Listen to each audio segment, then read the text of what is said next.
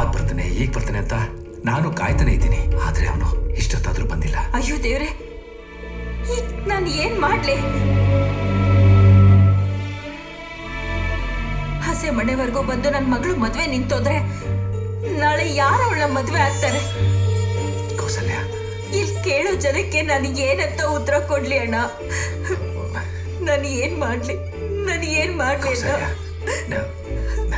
ಕೌಸಲ್ಯ ಅವರೇ, ಅಳುವಂಥದ್ದೇನಾಗಿಲ್ಲ, ಸಮಾಧಾನ ಮಾಡ್ಕೊಳ್ಳಿ. ನಿಮ್ಮ ಅಭ್ಯಂತರ ಏನೂ ಇಲ್ಲ ಅಂದ್ರೆ ಇದನ್ನ ನನ್ನ ಮೈದ್ನಂಗೆ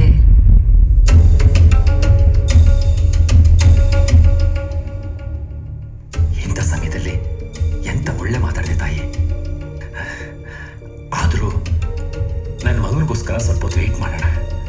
ಹಾಗೆ ಆಗ್ಲಿ. ಅವನು ಬಂದೇ ಬರ್ತಾನೆ.